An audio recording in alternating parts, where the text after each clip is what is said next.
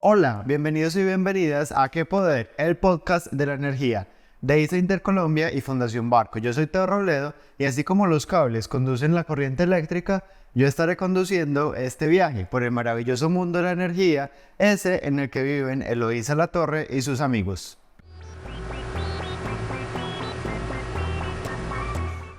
Les recuerdo que ¿Qué Poder? El podcast de la energía es un viaje de emociones en el que exploramos la relación entre dos términos fascinantes, energía y educación.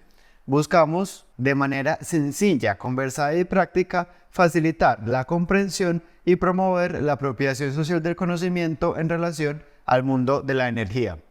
En este viaje nos encontramos con Ana González. Ana es comunicadora social, creadora de experiencias educativas en la Universidad de los Niños, pero ¿quién mejor que ella para presentarse y contarnos quién es? Contarnos quién sos, qué haces en el día a día. Bueno, hola Teo, hola a todos. Como dijiste bien, yo soy una comunicadora y yo entiendo eso como una mediadora. En este caso, una mediadora entre los niños y el conocimiento que producen los científicos o los investigadores de una universidad. Hay una pregunta que empezamos a relacionar la energía con la educación y es, ¿a vos qué te da la energía para hacer lo que haces en el día a día? A mí me da energía, esto va a sonar pues muy cliché, pero es real, ¿cierto? Cuando logro conectar una cosa que aparentemente no tenía conexión con otra. Y es cuando aparecen esas expresiones como ¡ah! O wow, o ¡ah! ¿Cierto? Entonces a mí me da energía cuando eso me pasa, y en la universidad me pasa mucho, ¿cierto? Porque hay muchas escuelas, muchos laboratorios, muchas conversaciones con gente muy distinta, entonces me da energía encontrarme con todas esas posibilidades de conexión en la universidad. Bueno, ¿y para vos qué es la energía? Para mí la energía, pues yo solo puedo pensar como en la energía del cuerpo, Teo. Como en el impulso que siento en el cuerpo, ¿cierto? Entonces cuando como, por ejemplo, siento que tengo que hacer muchas cosas después. O cuando, digamos, estoy ya a punto de dormirme, siento que la energía está bajita, ¿cierto? Que necesito recargar, y para recargarme tengo que apagar. Entonces la energía para mí es como algo que viaja por todo el cuerpo todo el tiempo y que me está diciendo si hago muchas cosas, muchas actividades o pocas actividades. Hoy, Una señal. una señal. Hoy vamos a tener una pregunta que va a guiar la conversación, es cómo acompañar a los niños y niñas a ser exploradores del mundo. Para darle un poquito de contexto a la experiencia de Ana, contanos qué es la Universidad de los Niños y qué haces vos ahí. Bueno, entonces la Universidad de los Niños es un programa que tiene la Universidad de AFIT hace 18 años, que lo que ha hecho es tender puentes entre la universidad y la educación básica y secundaria. ¿Cómo lo hace? Digamos que pues, los colegios, las instituciones educativas albergan, cuidan, protegen los niños, ¿cierto? Digamos que ese es su lugar seguro y es el lugar en el que también descubren el mundo y aprenden, digamos, como a aprender, ¿cierto? Entonces, los niños todo el tiempo están haciendo preguntas, son insaciables con sus preguntas. Lo que hace la Universidad de los Niños es conectar esas preguntas con los saberes y conocimientos que hay en la universidad. Entonces, los niños muchas veces no logran, digamos, abarcar todas las preguntas que tienen en el colegio, y la universidad dispone sus espacios, sus investigadores, sus estudiantes de pregrado para resolver esas preguntas. Y las resuelve a partir de experiencias de aprendizaje que se dan en talleres y otro tipo de encuentros entre niños, investigadores y estudiantes de pregrado. Bueno, entonces es un programa bastante interesante. Ana y yo hicimos parte de él. De hecho, nos conocimos ahí y trabajamos juntos. Ana estuvimos haciendo una consultoría para un colegio y ella dirigió el momento de exploración, que es una apuesta también muy bonita que estuvo creando. Entonces, de exploración sabes mucho, pero yo quiero hacer la primera pregunta y es básica. Definamos qué es un explorador o exploradora.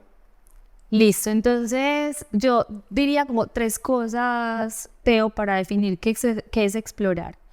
La primera, y aunque parece contradictorio, pero no, es la contemplación, ¿cierto? Y cuando digo la contemplación, Voy a hablar específicamente de la acción que uno hace cuando contempla y es observar, ¿cierto? Entonces, ser un explorador es ser un observador y darse el tiempo para la observación, ¿cierto? Muchas veces estamos ansiosos, queremos conocer rápidamente la respuesta de algo y no nos damos el tiempo necesario para, digamos, ver todo lo que puede estar ocurriendo al mismo tiempo. Una segunda como característica ¿cómo más describiría yo una exploración? Con la pregunta, ¿cierto? En la Universidad de los Niños decimos mucho que para qué respuestas sin preguntas, ¿cierto? Y yo creo que pues eso tiene mucho sentido porque si uno no tiene la pregunta puede tener al frente una situación, pero uno puede no tener ningún tipo de interacción con esa situación porque si no hay una pregunta, no hay un interés o una motivación por conocer más qué está pasando allí. Entonces la observación, las preguntas, y yo diría que un explorador es también un buscador de caminos. Y cuando digo explorador de caminos, es una persona que utiliza distintos métodos para encontrar su respuesta o para encontrar aquello que está buscando en esa exploración. Entonces, a veces hay caminos más cortos, a veces hay caminos más largos, a veces hay unos empinados, a veces hay unos con curvas, pero un explorador tiene que estar dispuesto a meterse por cualquier camino y a devolverse en el momento que pues haya que devolverse si hay que devolverse o abandonar el camino en el momento en que sienta que no va a caminar más por ahí. ¿Cuál es como el primer recuerdo que vos tenés de una exploración que hayas hecho? Listo. Yo, pues bueno, como en términos personales, Sí. Bueno, esto va a sonar muy charro, pero las primeras exploraciones son a uno mismo, Mateo. Sí, o sea, las primeras exploraciones son esas primeras preguntas que empiezan a aparecer en la infancia, que son preguntas a partir de lo que uno observa, ¿cierto? Entonces, o lo que uno siente y percibe a través de los sentidos. Entonces, pues las noches lluviosas son noches perfectas para hacerse preguntas, porque suenan los truenos, porque se caen los árboles, porque hay vientos, ¿cierto? Entonces yo recuerdo mucho en mi infancia, yo crecí en una finca en Copacabana y recuerdo mucho los sonidos de los insectos en las noches y las preguntas que me despertaban el contexto en el que estaba, ¿cierto? Y yo creo que ese viaje al interior, a mi interior, a lo que me causaban esos estímulos externos fue mi primera, digamos, exploración. Y más grande empiezan otras exploraciones, ¿cierto? Pues como por los gustos que uno tiene. Entonces yo estudié en un colegio en el que había música todo el tiempo. Teníamos un profesor de música que nos enseñaba canciones como tradicionales de Colombia, mucha música del Pacífico. Y pues uno empieza a caminar esos caminos que la vida le empieza a proponer y en el colegio tuve muchas oportunidades de explorar distintos temas que me gustaban, entre esos la música y la cerámica, el karate. Entonces yo diría que esas son como las primeras exploraciones. Si tú quieres, tú puedes relacionar también la exploración con los viajes. Entonces pues se me viene eso a la cabeza en este momento. Y creería que una de mis primeras exploraciones, pues de las primeras exploraciones que recuerdo mucho, fue una vez que caminé hacia una playa que hay en la Sierra Nevada de Santa Marta, es el Parque Tayrona, con mi familia y hay que caminar mucho para llegar a esa playa. Y yo me sentía como en una expedición, ¿cierto? Y en este momento relaciono la palabra expedición con exploración y fue muy chévere porque fue llegar a una playa que yo no estaba esperando. Una gran sorpresa después de un camino muy duro por un monte. Esa puede ser una primera exploración interesante. Yo tengo un sobrinito de 6 meses y es muy curioso ver cómo ellos empiezan a explorar el mundo a través de sus sentidos. Entonces, cuando empiezan a mirar y ya reconocen otros colores, cuando empiezan a comer y empiezan a identificar sabores, después empezará a señalar para que las personas le digan cómo se llaman las cosas y aumentar su lenguaje, pero esa curiosidad de los niños, cómo acompañarla, cómo potenciarla para que no se quede en la mera curiosidad, sino que trascienda a la exploración. Listo, entonces te voy a hablar como de dos cosas también en la vida, como mi experiencia personal y mi experiencia profesional. Entonces, en mi experiencia personal, yo me siento pues como muy afortunada de haber tenido dos papás muy distintos. Un papá muy filósofo, muy reflexivo, ¿cierto? Preguntándose siempre por la vida humana, ¿cierto? Y una mamá muy científica, digamos, del área de la salud, y digamos que una persona a la que le interesaba mucho, sí, la ciencia, ¿cierto? Entonces, las preguntas de mi papá siempre estaban relacionadas con cómo te sientes frente a esto, qué piensas acerca de esto, incluso desde muy chiquita, cómo piensas que reaccionó esa persona frente a esta situación, o analizar. Mi papá nos ponía a mi hermana y a mí a observar y a analizar las situaciones de vida de las personas. Entonces, bueno, digamos que mi papá es muy buen conversador y nunca le tuvo miedo a esas conversaciones con mi hermana y conmigo, aunque él no supiera todas las respuestas, incluso a veces ni siquiera sabía para dónde íbamos con esas conversaciones, ¿cierto? Y mi mamá, pues, era una persona más que nos invitaba, digamos, a formular hipótesis, es decir, cuando hacíamos preguntas como, mamá, ¿esta planta por qué se pone amarilla? Entonces ella decía, ¿tú por qué crees que se pone amarilla? Vamos a mirar esa planta dónde está expuesta al sol, le cae mucha agua. ¿Será que el agua afecta a que la planta esté amarilla? ¿Será el sol? Digamos que otros tipos de preguntas, más como a invitarnos a arriesgarnos a formular hipótesis. Eso en mi vida personal, que ha tenido realmente mucha incidencia en mi vida profesional. En la vida profesional yo lo que pienso es que, pues, o con los años que llevo en el mundo laboral, lo que pienso es que hay que alimentar mucho el interior, el mundo interior, ¿cierto? Porque en la medida en que alimentamos nuestro mundo interior, tenemos muchas herramientas para relacionarnos con el mundo exterior. Entonces, y se nos facilitan las conexiones o el deseo de conectar cosas. Entonces, ¿cómo no dejar morir la curiosidad a medida que vamos creciendo? O pues incluso desde la infancia, es alimentando nuestro mundo interior. Y de esa manera no se va a agotar nunca como la pregunta o el interés por algo, o el deseo de explorar algo. Ahí, digamos, en los últimos años se ha vuelto más popular y ya se lo dicen de unos padres a otros, es que a los niños no hay que responderles a sus preguntas porque sí o porque no, pero digamos que el ejercicio que hace, por ejemplo, la Universidad de los Niños trasciende desde porque sí, porque no, y no dar cualquier respuesta. De pronto lo que decía, por ejemplo, tu mamá, invitarte a hacer hipótesis, tu papá a hacerte otras preguntas, esas preguntas, y hay papás que de pronto no quieren responderle al niño porque sí o porque no, pero tampoco saben cómo responderle, o incluso les da pena decir que no saben la respuesta. ¿Cómo hacer ese proceso de acompañamiento de la curiosidad genuina que tienen los niños para ayudarles a responder sus preguntas? Sí, qué buena pregunta. Mira, yo, pues en mi experiencia con los niños, yo lo que hago es indagar de dónde viene esa curiosidad, ¿cierto? Entonces, si una persona me pregunta no sé, por qué nos sentimos tristes, entonces lo primero que yo hago es entender de dónde está saliendo esa pregunta, ¿cierto? O quiero entender de dónde viene esa pregunta.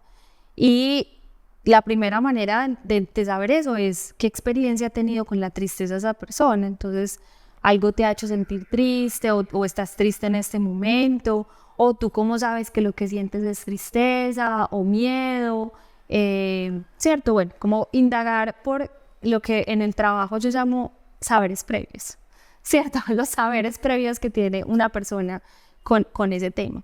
Y con eso me conecto, con esa inquietud que tiene esa persona, porque casi siempre pues uno comparte como ser humano esas curiosidades, a veces unas más que otras, pero en general cuando es una pregunta genuina, uno tiene un lugar por donde conectarse con esa pregunta. Entonces yo lo que hago es eso y eso abre la conversación y posiblemente abrirá el camino de respuesta, ¿cierto? Porque si un niño me pregunta, Ana, ¿cómo funciona un carro? Entonces, y yo entiendo que lo que a él lo está preocupando es pues la contaminación que genera un carro. Entonces, seguramente la respuesta a esa pregunta se desencadenará en tipos de energía y ¿cierto? O si yo veo que lo que a él lo está inquietando es un mecanismo específicamente, la respuesta a esa pregunta se terminará en que construyamos algo juntos para ver cómo se produce el movimiento. Entonces es muy interesante saber de dónde viene esa curiosidad para saber cuál es el camino que hay que tomar. La Universidad de los Niños tiene como 4 principios rectores que pueden ayudar también a los docentes, a los maestros y maestras, a los padres de familia, como a orientar esa curiosidad. Y son la pregunta, la conversación, la experimentación y el juego.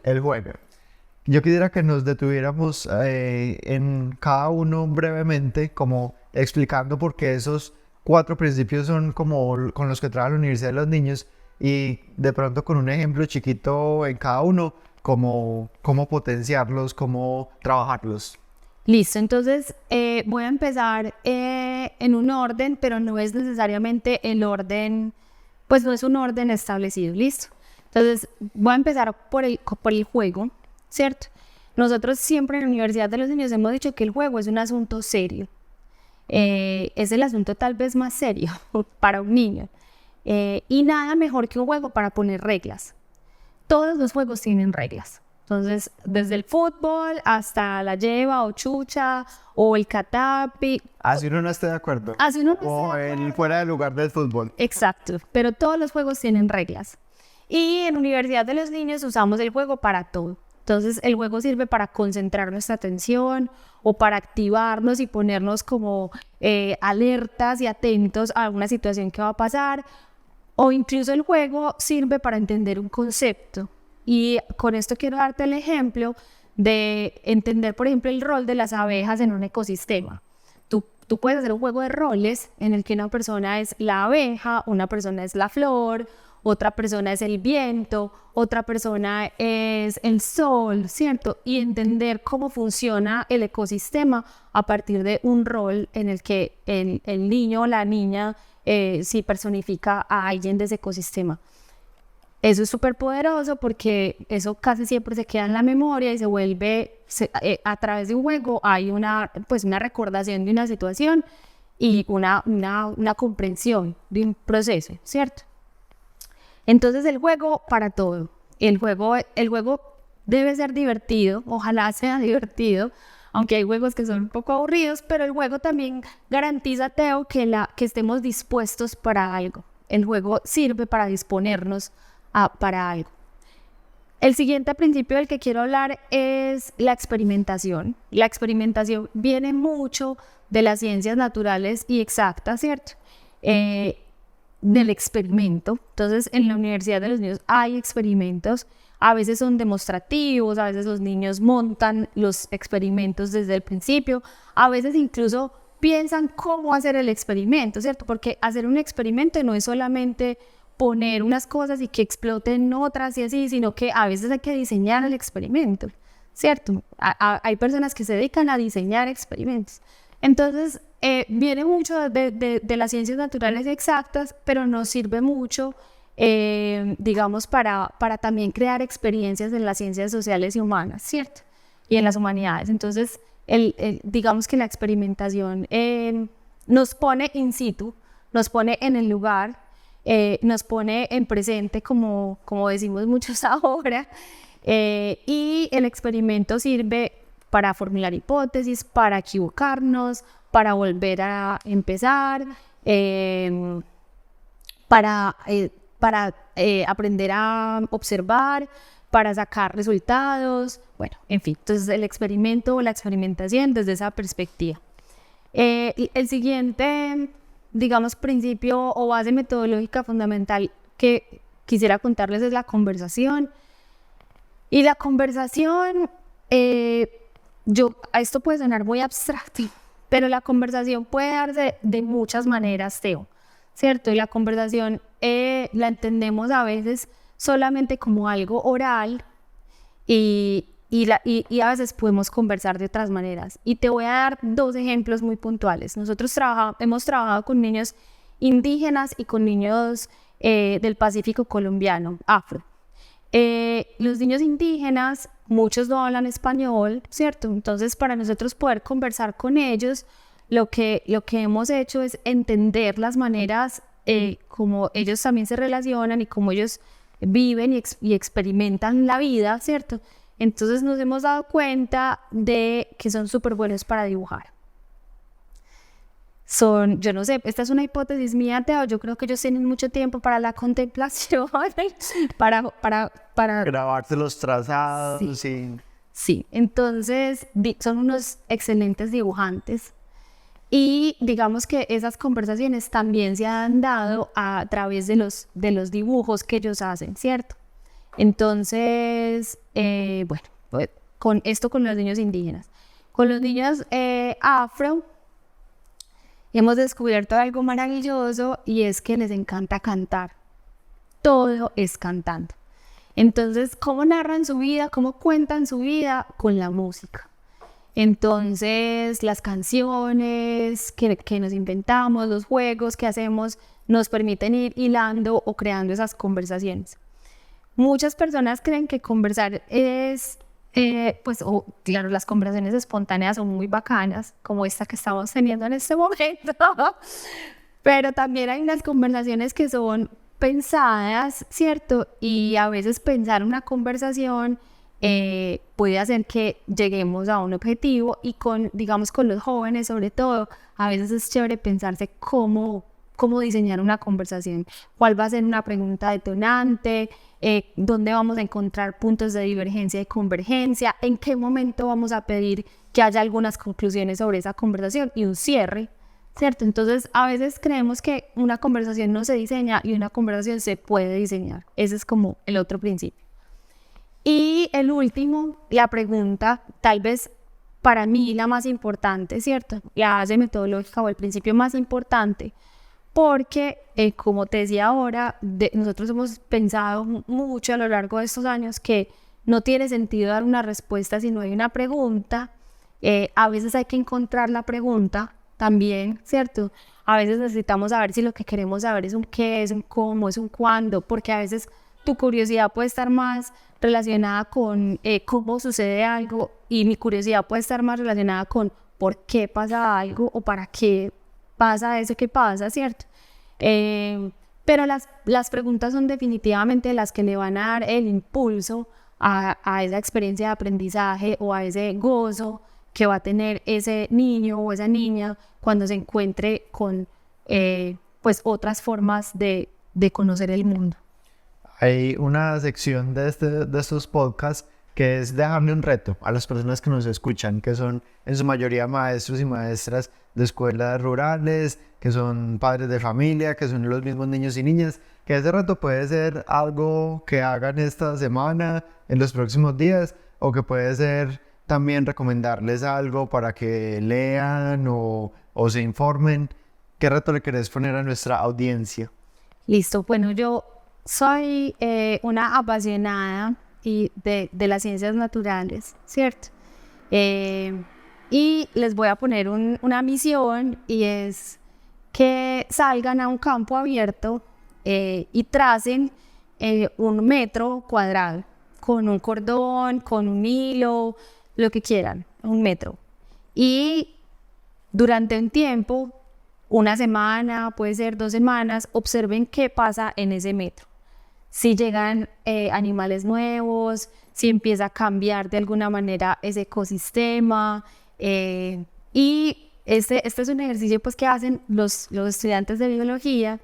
Hay un libro muy chévere que se llama En 1 metro de bosque, de un divulgador científico apellido Heskel, que me gusta mucho. Y él hizo eso durante un año yendo todos los días al mismo metro de bosque cuadrado, y es impresionante cómo nos narra y nos cuenta en su libro todo lo que pasa en un ecosistema de un metro cuadrado.